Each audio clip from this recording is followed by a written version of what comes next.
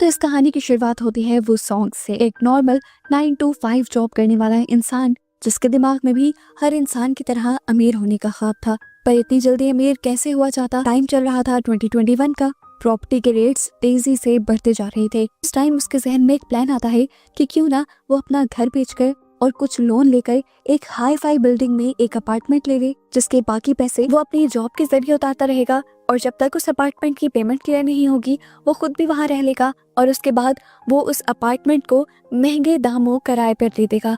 इस तरह लगभग उसकी सैलरी की अमाउंट जितनी अमाउंट भी इस अपार्टमेंट के रेंट से आती रहेगी, उसका खर्चा चलता रहेगा और साथ ही में उसका बहुत ही महंगा एसेट पे बन जाएगा, तकरीबन 1.1 बिलियन यॉन का। अगर प्रॉपर्टी के रेट्स ऐसे ही बढ़ते रहे तो अपार्टमेंट का रेट लगभग 1.1 बिलियन यॉन से बढ़कर 5 बिलियन यॉन तक पहुंच जाएगा और फिर वो तब अच्छे प्रॉफिट पर बेचकर अपना बिजनेस भी स्टार्ट कर लेगा और अपनी लाइफ भी अच्छी स्टार्ट कर लेगा। यही सोचते हुए वो जल्दी से एक प्रॉपर्टी डीलर के पास जाता है और उसी बिल्डिंग में अपार्टमेंट खरीद लेता है जिसके रेट्स हर घंटे बाद बढ़ रहे थे। डाउन पेमेंट के लिए उसने अपना घर बेच दिया था, अपनी सारी सेविंग्स लगा दी थी, पर बाकी EMIs अभी उसे देनी थी। इस अपार्टमेंट को खरीदते ही जैसे उसकी जिंदगी बदल गई थी। अब क्योंकि उसने एक हाई फाई बिल्डिंग में अपार्टमेंट लिया था तो खुद भी हाई फाई लोगों में ही काउंट होने लगा और जल्द ही उसकी एंगेजमेंट भी हो गई। सब कुछ बहुत अच्छा, बहुत आइडियल चल रहा था, लेकिन दरमियान में कोविड आ गया और कोरोना में जहां बहुत सारे बिजनेसेस क्रैश हुए, वहीं पर इन बिल्डिंग्स की और इन अपार्टमेंट्स की कीमतें भी गिरने लगी। टाइम आ गया 2024 का। पता चला कि वो सॉन्ग ने जो अपार्टमेंट खरीदा था उसकी भी कीमत गिरकर सिर्फ 800 मिलियन यॉन की रह गई, जिसे उसने एक्चुअल प्राइस 1.1 बिलियन यॉन में लिया था और अभी भी वो उसकी EMIs उतारने में स्ट्रगल कर रहा था। पूरी सैलरी तो उसकी EMI में ही चली जाती थी। अपनी जरूरत की चीजों के लिए वो डिलीवरी बॉय का काम करने लगा। एक टाइम का खाना वो 3 टाइम में स्प्लिट करके खाता था, यहाँ तक कि वो घर में फैन और लाइट तक नहीं चलाता था ताकि बिल ना आ जाए। चार्जिंग लाइट्स और चार्जिंग फैन ले लिए थे उसने, जिन्हें भी वो चुपके से अपनी ऑफिस की इलेक्ट्रिसिटी से चार्ज करके लाता था और कभी कभार तो खाना भी ऑफिस की ही कैंटीन से चुरा लिया करता था। जिस तरह इस अपार्टमेंट को खरीदने से वो सॉन्ग की लाइफ में एक बड़ा चेंज आया था, वैसे ही इसकी कीमतें गिरने से भी बहुत ही बुरा और बड़ा चेंज आया। उसकी एंगेजमेंट दोबारा टूट गई और हर तरह से उसका मुश्किल टाइम शुरू हो गया। और इससे भी बड़ी मुश्किल ये थी, उसे हर वक्त इस अपार्टमेंट से कंस्ट्रक्शन की आवाजें आती रहती थी।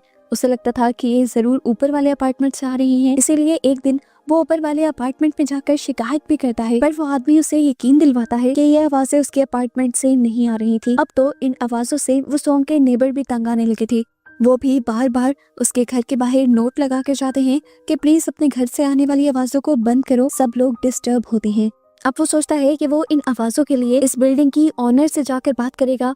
वो बिल्डिंग के ऑनर को बताता है कि उसके अपार्टमेंट से कंस्ट्रक्शन की आवाजें आती हैं, इतनी ज्यादा कि वो खुद भी सो नहीं पाता और उल्टा पूरी बिल्डिंग वाले भी उसके लिए कंप्लेन करते हैं। वो खुद भी कई मर्तबा मेंटेनेंस सेक्टर में कंप्लेन कर चुका है, पर कोई भी उसकी कंप्लेन पर एक्शन नहीं लेता। इन्हों उसे कहती है, मैं जानती हूँ कि वो आवाजें तुम्हारे अपार्टमेंट में से नहीं आती, ये बिल्डिंग में होने वाले एक कंस्ट्रक्शन इशू की वजह से है, मुझे 2 महीने का टाइम दो, मैं इसे ठीक कर लूंगी। वो सॉन्ग उससे कहता भी है कि मैं आपको 2 महीने का कैसे टाइम दे दूं, मैंने इतना महंगा अपार्टमेंट खरीदा है तकलीफ सहने के लिए तो नहीं, एक रात भी मैं यहाँ पर नहीं सोया। पर तभी इन्हों उसके सामने पैसों से भरा हुआ एनवेलप रख देती है और कहती है बस सिर्फ 2 महीने। और पैसे देखते ही वो सॉन्ग भी खामोश हो जाता है। पैसों की तो वैसे ही बहुत तंगी चल रही थी। जाकर सबसे पहले वो इन पैसों से बहुत सारा खाना लेता है और पेट भरकर खाना खाता है। वो सॉन्ग अगले दिन काफी फ्रेश माइंड से ऑफिस गया था, जहाँ पर उसका फ्रेंड उसे कहता है कि तुमने काफी बेवकूफी की है अपना सारा पैसा एक ही बिल्डिंग में लगाकर। अगर तुम मशवरा करते या मेरी बात मानते, अपना पैसा क्रिप्टो में इन्वेस्ट करते तो अब तक तुम्हें 700 से 800% तक का रिटर्न मिल जाता। वो सॉन्ग के दोस्त को क्रिप्टो का बहुत ज्यादा एक्सपीरियंस था। वो सॉन्ग से कहता है कि आने वाले कुछ दिनों में अगर तुम क्रिप्टो में इन्वेस्ट करो तो लगभग 6 या 7 दिन बाद ही तुम्हें बहुत बड़ा रिटर्न मिल जाएगा। पर वो सॉन्ग उसे कहता है, यार मेरे पास तो पैसे ही नहीं है। उसका दोस्त उसे कहता है, ऐसा मौका बार बार नहीं आएगा, तुम्हें बस 85 मिलियन यॉन के हिस्से इकट्ठे करनी है और मैं कह रहा हूँ ना, एक मर्तबा तुमने ये काम कर लिया तो तुम्हारा सारा कर्जा एक ही झटके में खत्म हो जाएगा और तुम्हारी लाइफ आसान हो जाएगी। एकदम से जादुई तौर पर उसकी टेंशन्स दूर हो रही थी। वो भी फैसला कर लेता है कि वो पैसों का अरेंज करेगा, चाहे उसे अपना अपार्टमेंट गिरवी रखना पड़े। वो इन्वेस्ट कर देता है और उसके दोस्त के कहने के मुताबिक उसे चंद मिनट बाद से ही प्रॉफिट होना शुरू हो जाता है। वो सॉन्ग की जिंदगी में दोबारा से खुशियां लौटाती हैं। 4-5 दिन तो वो ऑफिस में नहीं जाता, क्योंकि हर टाइम वो बैठा हुआ अपने मोबाइल और लैपटॉप पर बस अपना प्रॉफिट जो देख रहा था। वो सॉन्ग के दोस्त ने उससे कहा था कि बस तुम्हें 6 दिन का वेट करना होगा। 6 दिन के इंतजार में वो बहुत ज्यादा एक्साइटेड हो चुका था, बहुत ज्यादा खुश रहने लगा था, और उसकी इन हरकतों को देखकर बाहर वाले लोगों को लगने लगा कि वो सॉन्ग जानबूझकर नेबर्स को तंग कर रहा है शोर करके, और ऐसा करके उसे खुशी मिल रही है। इसीलिए नेबर्स मिलकर उसकी कंप्लेंट पुलिस में कर देते हैं। पुलिस को देखकर वो सॉन्ग घबरा जाता है और सबको यकीन दिलवाने की कोशिश करता है कि ये आवाजें वो नहीं कर रहा। वो पुलिस को कहता है आप चाहे तो मेरा अपार्टमेंट चेक भी कर सकते हैं। इतनी देर में यहाँ पर इस बिल्डिंग की ऑनर अनहू भी आ जाती है और सभी लोगों को ये यकीन दिलाने की कोशिश करती है कि वो सॉन्ग तो खुद बहुत ज्यादा तंगी में है, ये आवाजें उसकी तरफ से नहीं है। पर सोसाइटी के लोग उसकी भी बात नहीं सुनते और पुलिस को फोर्स कहते हैं कि वो सॉन्ग का घर चेक किया जाए। उसे यकीन था कि ये आवाजें उसके घर से नहीं आ रही होंगी, पर घर को चेक करने पर पता चला कि वो सॉन्ग के घर में एक ऐसा सीक्रेट रूम था जिसका वो सॉन्ग को खुद भी नहीं पता था, और उसके अंदर एक फोन को एक बहुत ही लाउड स्पीकर के साथ कनेक्ट किया गया था, जिससे पूरी बिल्डिंग में शोर हो रहा था। वो 4 साल से बिल्डिंग में रह रहा था, ये शोर खुद भी बर्दाश्त कर रहा था, उसे क्यों नहीं पता चला। वो गुस्से से पागल हो गया और पुलिस वाले उसे अरेस्ट करके ले गए। 2 दिन बाद उसे अपने क्रिप्टो से पैसे भी निकालने थे और वो दिन भी आ चुका था। वो पुलिस वालों से रिक्वेस्ट करता है मैं आपकी सारी बातें मानूंगा, सजा भी ज्यादा सह लूंगा, बस एक मरतबा मुझे घर जाने दें, मुझे बहुत जरूरी काम है, मैं वापस आ जाऊंगा।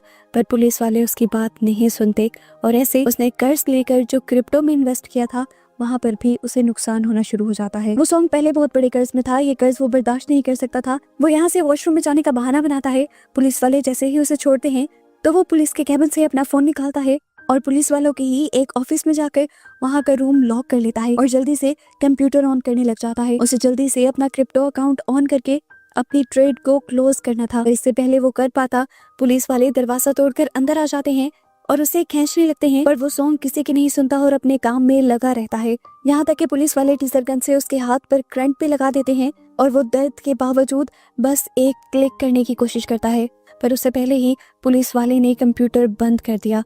करंट के दर्द और इस सारे सदमे से वो सॉन्ग बेहोश हो गया। उसकी लाइफ एक और मर्तबा तबाह हो चुकी थी। उसे जब होश आया तो पता चला कि उन्होंने उसकी बेल करवाने के लिए आई थी। ये साबित हो गया था कि बिल्डिंग में वो शोर जो था वो सॉन्ग की वजह से नहीं हो रहा था। जो लड़की बार बार आकर वो सॉन्ग के घर पर वो नोट चिपका रही थी, उसी का हस्बैंड इस सब में इन्वॉल्व था। वो सॉन्ग टूटा हुआ घर वापस आया तो देखा कि पीछे से लोगों ने उसका पूरा घर तहस नहस कर दिया था। वो सॉन्ग टूट गया, उसकी लाइफ में कुछ बचा ही नहीं था। जॉब भी चली गई थी, रिस्पेक्ट भी चली गई थी। ये अपार्टमेंट जिसके लिए उसने इतनी मुश्किलें सही थी वो भी उसके हाथ से चला गया था, क्योंकि कर्जा लेकर उसने क्रिप्टो में इन्वेस्ट कर दिया था। उसके पास कुछ बचा ही नहीं था, तो इस जिंदगी का भी क्या फायदा था। वो सुसाइड नोट लिखने लगा, लेकिन तभी उसे अपनी माँ का ख्याल आ गया। वो अपनी माँ के लिए जिंदा रहने का डिसाइड करता है और जिंदगी के इन मुश्किलों से भी लड़ने का फैसला कर लेता है। वो अपना फोन ऑन करने की कोशिश करता है, पर पुलिस वाली लड़ाई में उसका फोन टूट चुका था और तभी उसे अपने अपार्टमेंट में एक और फोन दिखाई देता है। ये वही फोन था जिसके जरिए बिल्डिंग में शोर किया जा रहा था। वो उसे खोलना चाहता था, पर पासवर्ड उसे मालूम नहीं था। फोन में वाईफाई सिग्नल्स भी आ रहे थे और वो चेक करने लगा कि आखिर ये सिग्नल्स आ कहाँ से रहे हैं। पता चला कि ये सिग्नल उसके अपार्टमेंट के ठीक ऊपर वाले अपार्टमेंट से आ रहे थे। ये जिन्हू का घर था जिसने वो सॉन्ग को पुलिस में अरेस्ट करवाने पर बहुत ज्यादा फोर्स किया था। वो जिन्हू का दरवाजा नॉक करता है और वाईफाई का पासवर्ड पूछता है, पर जिन्हू इनकार कर देता है कि मेरे घर तो वाईफाई है ही नहीं। हकीकत तो वो सॉन्ग जानता था। वो सॉन्ग समझ गया कि जरूर कुछ तो गड़बड़ है और जरूर जिन्हू ही उसे किसी चीज के लिए फंसाना चाह रहा है। उसे सच्चाई का पता तो चलाना था कि जिन्हू आखिर चाहता क्या है। इसलिए एक दिन जिन्हू के घर से जाते ही चुपके से जिन्हू के घर के अंदर घुस आता है और उसके घर में वाईफाई भी देख लेता है। ये तो कुछ भी नहीं था। पूरे अपार्टमेंट को एक्सप्लोर करते हुए जो चीजें उसने देखी उसे अपनी आंखों पर ही यकीन नहीं आया। यहाँ पर पूरा सर्वेलेंस सेटअप लगाया गया था। पूरी बिल्डिंग के लोगों पर जिन्हू नजर रख रहा था और ये सब करके वो चाहता क्या था आखिर। वो सॉन्ग एक दूसरे रूम में भी गया था जहाँ पर पूरे अपार्टमेंट के लोगों की पिक्चर्स लगी हुई थी और साफ पता चल रहा था कि वो अपार्टमेंट के लोगों के बारे में डाटा इकट्ठा कर रहा था और सबसे ज्यादा डाटा उसने उन्हों के बारे में यानी इस बिल्डिंग की ऑनर के बारे में इकट्ठा किया हुआ था। वो दोबारा सर्वेलेंस सिस्टम में जाता है तो देखता है कि यहाँ पर उसने बहुत सारे ऐसे मोबाइल भी कनेक्ट किए हुए थे जो पूरी बिल्डिंग में शोर कर रहे थे। ये शोर जिन्हू ही करता था, पर इस शोर के बदले उसने आखिर वो सॉन्ग को क्यों फंसाया था और आखिर वो ये शोर करना भी क्यों चाहता है। उसे बिल्कुल ये बातें समझ नहीं आती। खैर वो जाने से पहले पूरे घर की पिक्चर्स ले लेकर सबूत इकट्ठे कर लेता है। इससे पहले कि अब वो बाहर निकल जाता, जिन्हों दरवाजा खोलकर अपने अपार्टमेंट में वापस आ जाता है। अपने आप को बचाने के लिए वो सॉन्ग के पास कोई और रास्ता तो बचा नहीं था। वो वहीं एक कैबिन के अंदर छुप गया। उसने रात होने तक का इंतजार किया जब तक जिन्हों सो नहीं गया और अपार्टमेंट से आवाजें आना बंद नहीं हो गई। वो सॉन्ग को बहुत ज्यादा गुस्सा आ रहा था। वो जिन्हों को मारना चाहता था, पर इससे पहले कि वो मार देता, जिन्हों के घर पर कोई आ जाता है। बेल रिंग होती है तो वो सॉन्ग अपने आप को बचाने के लिए दोबारा उसके बेड के नीचे छुप जाता है और पता चलता है कि यहाँ पर वही औरत आई थी जो वो सॉन्ग के घर के बाहर नोट्स चिपकाया करती थी और वो भी जिन्हों के साथ मिली हुई थी पैसों के लिए। वो औरत वो सॉन्ग के वापस आने के बाद काफी ज्यादा डर चुकी थी और जिन्हों को बचाने के लिए उसने अपने हस्बैंड को भी जेल भेज दिया था और अब वो ऐसे किसी भी पंगे में नहीं पड़ना चाहती थी। वो जिन्हों से कहती है मैं तुम्हारे लिए और काम नहीं करूंगी, पर जिन्हों यहाँ पर उसे बहुत सारे पैसे देता है और कहता है ज्यादा दिन नहीं, बस कुछ दिन और। जिन्हों क्योंकि उस औरत की फीलिंग्स नहीं समझ रहा था, बात नहीं समझ रहा था और उसे पैसे से खरीदना चाह रहा था। इन सारी बातों की वजह से उस औरत को इतना ज्यादा गुस्सा आ जाता है कि वो जाकर उसके रूम में मौजूद सारी कैसेट्स को तोड़ने लग जाती है। उसकी इस हरकत से जिन्हों को भी इतना ज्यादा गुस्सा आ जाता है कि वो पास पड़ा एक हथौड़ा उठाकर उसके सर में मारकर उस औरत का मर्डर कर देता है। और ये सारी चीजें वो सॉन्ग अपनी आंखों से देखता है। उसको मारते ही जिन्हों के पास किसी का कॉल आता है और जिन्हों यहाँ से निकल जाता है। मौका पाते ही वो सॉन्ग भी इस अपार्टमेंट से निकलने की कोशिश करता है, पर जिन्हों तो अभी अपने घर के दरवाजे पर ही खड़ा था और वो सॉन्ग को देखकर वो बिल्कुल भी सरप्राइज नहीं हुआ था। वो उसे कहता है मैं पहले से ही जानता था कि तुम मेरे घर पर हो। ये सुनकर तो वो सॉन्ग की जान निकल गई थी, क्योंकि उसे लग रहा था कि जिन्हों उस औरत की तरह अब उसे भी मार देगा। पर मरने से पहले वो आखिरी मर्तबा कुछ सवाल करना चाहता था। वो जिन्हों से पूछता है कि आखिर ये सब तुम क्यों कर रहे हो और तुमने मुझे क्यों फंसाया था। जिन्हों बताता है असल में मैं एक जर्नलिस्ट हूँ और कहानी की तलाश कर रहा था। तुमसे ज्यादा अच्छी कहानी मुझे कहाँ मिलती। एक पागल आदमी जिसने अपना घर बेचा, जॉब की तो सारे पैसे भी अपार्टमेंट पे ही लगाता गया और फिर वो एक झूठे इल्जाम में पकड़ा गया। वो कहता है मैं तुम्हारे साथ ये सब कुछ करके तुम्हारी कहानी लिखना चाहता था और फिर उस कहानी को मैं सारे न्यूज चैनल्स को बेच देता, जिससे मुझे बहुत ज्यादा पैसे मिलते और इस बिल्डिंग की कीमतें और भी ज्यादा गिर जाती और सबसे ज्यादा नुकसान होता उन्हों का जो कि इस बिल्डिंग की मालिक है। मुसोंग को फिर दोबारा समझ नहीं आती। वो कहता है कि तुम इस बिल्डिंग की कीमतें गिरा कर करना क्या चाहते हो। वो कहता है उन्हों से मुझे इसलिए मसला है क्योंकि उसने कंस्ट्रक्शन के अंदर काफी सारी खराबियां की, इन अपार्टमेंट्स की कीमत गिरने लगी और तुम्हारी तरह मुझे भी बहुत बड़ा नुकसान हुआ। हमेशा इन अपार्टमेंट्स की दीवारों से अजीबोगरीब किस्म की आवाजें आती थी, लेकिन वो आवाजें इतनी भी ज्यादा नहीं थी कि उसके बारे में कंप्लेन की जाती। इसीलिए मैंने ये आवाजों वाला सेटअप लगाया ताकि ज्यादा लोग डिस्टर्ब हों और ज्यादा लोग कंप्लेन करें। वो सोंग रोते हुए उससे कहता है अरे तो मैंने ये सब तो नहीं किया था, मुझे भी तो तुम्हारी ही तरह नुकसान हुआ है, या कह लो तुमसे भी ज्यादा। तुम्हारी दुश्मनी उन्हों के साथ थी, उसे फंसाती मुझे क्यों फंसा दिया। वो कहता है बताया तो है मैंने, उन्हों से बदला तो मुझे चाहिए ही था, लेकिन मुझे सबसे ज्यादा जरूरत एक कहानी की थी जिसे पेश करके मैं मशहूर हो जाता और मुझे तुमसे अच्छी कहानी कोई लगी ही नहीं। पर अब मुझे लगता है कि तुम मेरे लिए कहानी नहीं रहे। ये कहते ही वो वसूंग के ऊपर हमला कर देता है, पर वो सोंग उससे कहता है अरे नहीं मारो मुझे, देखो मेरे पास एक प्लान है अगर तुम उन्हों से बदला लेना चाहते हो। जिन्हों रुककर कहता है तुम मेरी मदद क्यों करना चाहते हो। वो सोंग जवाब देता है कि मुझे बस अपना घर बचाना है, अपना नुकसान पूरा करना है। पर जिन्हों तो अभी उस पर एतबार करने के लिए तैयार ही नहीं था। वो सोंग उससे कहता है देखो मैंने अभी अभी देखा है कि तुमने एक औरत का मर्डर किया है, मैं चाहूँ तो जाकर तुम्हारी कंप्लेन कर सकता हूँ, तुम्हें फांसी की सजा दिलवा सकता हूँ, लेकिन नहीं, मैं ऐसा नहीं करूंगा तुम्हारा एतबार जीतने के लिए, बल्कि मैं इस लाश को तुम्हारे साथ मिलकर ठिकाने भी लगाऊंगा। इन सारी बातों के बाद जिन्हों को थोड़ा थोड़ा वो सॉन्ग पर यकीन तो होने लगा था, पर वो कहता है कि अगर तुमने थोड़ी सी भी चालाकी दिखाने की कोशिश की तो मैं सबसे पहले तुम्हारा ही मर्डर करूंगा। वो सॉन्ग से कहता है बेफिक्र रहो, और यहाँ पे ये दोनों पार्टनर्स इन क्राइम बन जाते हैं। इसके बाद ये दोनों चाहते हैं इन्हों के पेंट हाउस के अंदर, और जाते ही उन दोनों के ऊपर हमला कर देते हैं। उन्हों बहुत ज्यादा घबरा जाती है और जिन्हों से कहता है तुम्हें मैं याद हूँ ना हूँ, लेकिन तुम मुझे अच्छे से याद भी हो और मैं तुम्हारे बारे में सब कुछ जानता भी हूँ। तुम एक पहले लॉयर हुआ करती थी, फिर इस कंस्ट्रक्शन के बिजनेस में आ गई और तुमने बहुत करप्शन कर करके बहुत सा पैसा भी कमा लिया। मैंने तुम्हारे करप्शन के सारे सबूत इकट्ठे किए थे। इस बिल्डिंग में होने वाले सारे कंस्ट्रक्शन फॉल्ट्स की भी रिपोर्ट्स थी मेरे पास, मैंने न्यूज चैनल को दे भी दी, लेकिन तुमने मुझे ही निकलवा दिया। अपने सोर्सेज का यूज करते हुए तुमने वो न्यूज चलने ही नहीं दी और फिर इन अपार्टमेंट्स को इनके रेट से डबल करके बेचा। जिन्हों बताता है कि उस दिन से मुझे तुमसे नफरत होना शुरू हुई और फिर मैंने तुम्हें बर्बाद करने की ठान ली थी। तभी मैंने ये अपार्टमेंट लिया और तब से ही मैं तुम पर नजर रख रहा हूँ। उन्हों साफ इनकार कर देती है कि तुम जिसके बारे में बात कर रहे हो वो मैं नहीं हूँ। पर जिन्हों उसकी एक नहीं सुनता और कहता है जाकर अपनी अकाउंट बुक ला कर दो मुझे। उन्हों कहती है मुझे अकाउंट बुक का नहीं पता, ये सारी चीजें मेरे हस्बैंड संभालते हैं और उन्हीं को पता होगी।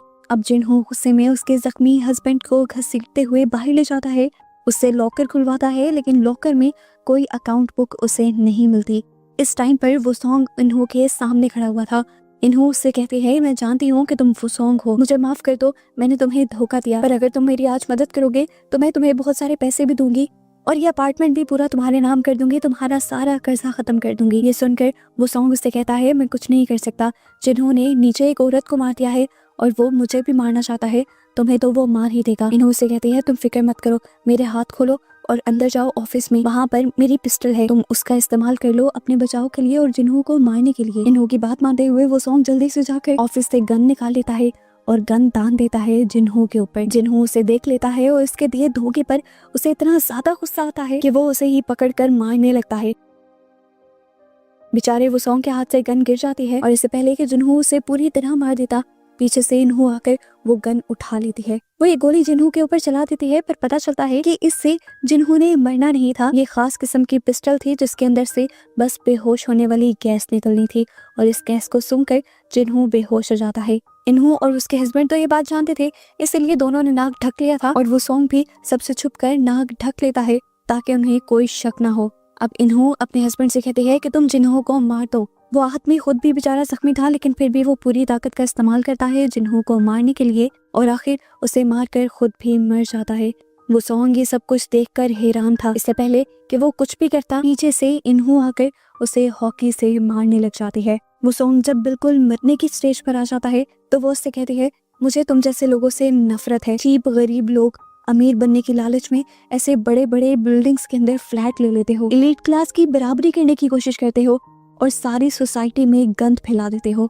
नफरत है मुझे तुम जैसे लोगों से। देखो अकाउंट बुक ढूंढ रहे थे ना, ये शेल्फ पे रखी हुई थी और तुम्हें नहीं मिली। वो अपने किए गए सारे गुनाह एक एक करके वो सॉन्ग के सामने बताती रही कॉन्फिडेंटली, क्योंकि उसे पता था कि वो सॉन्ग जिंदा तो बचने वाला है नहीं और कौन जाके बताएगा ये सारी बातें पुलिस और मीडिया को। ये सारी बातें बताने के बाद वो दोबारा से अपनी हॉकी उठा लेती है वो सॉन्ग के सर पर मारने के लिए, लेकिन तभी पीछे से जिन्हों उठकर उसका गला पकड़ लेता है और यहाँ रिवील होता है कि वो अभी मरा नहीं था, बस मरने की एक्टिंग कर रहा था ताकि इन्हों सारी चीजें खुद बोल दे। गला दबाकर अब वो इन्हों को पूरी तरह से मार देता है। इस टाइम पर जिन्हों की अपनी हालत बहुत ज्यादा खराब थी, वो सॉन्ग से कहता है ये अकाउंट बुक उठाओ और जाकर किसी भी मीडिया हाउस में दे देना ताकि इस बिल्डिंग के बारे में एक एक सबूत सबके सामने आ जाए। वो सॉन्ग भी उठकर उस बुक को उठाता है और इसी बुक के अंदर उसे वो पेज भी मिल जाता है जिसमें सबूत था कि उसने अपना अपार्टमेंट गिरवी रखा हुआ है। ये देखते हुए वो किचन की तरफ बढ़ने लग जाता है और जिन्हों कंफ्यूज होकर उससे पूछता है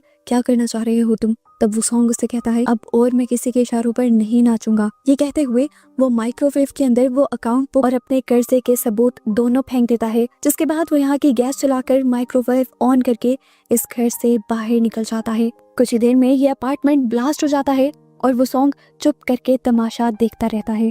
इस पेंट हाउस के चलते ही वो सॉन्ग के खिलाफ सारे सबूत मिट गए थे कि उसने जिन्हों का किसी क्राइम में साथ दिया था या फिर उसने कर्जा भी लिया था। जिसके बाद वो एक बहुत ही ब्रिलियंट मूव चलता है और पुलिस के पास जाकर वो सारे सबूत पुलिस को दे देता है जो उसने जिन्हों के घर से इकट्ठे किए थे, जबकि वो बिल्डिंग के बारे में कोई भी बात पुलिस को नहीं बताता, क्योंकि वो जानता है कि अगर उसने बिल्डिंग के बारे में कोई भी बात बताई तो बहुत बड़ा स्कैंडल बन जाएगा और उनके अपार्टमेंट के रेट दोबारा से गिरना शुरू हो जाएंगे। अब न्यूज में यही खबर चलती है कि इस बिल्डिंग में कोई भी मसला नहीं था, बस जिन्हों नाम का एक इंसान इस बिल्डिंग की ऑनर की दुश्मनी में इसका नाम खराब कर रहा था।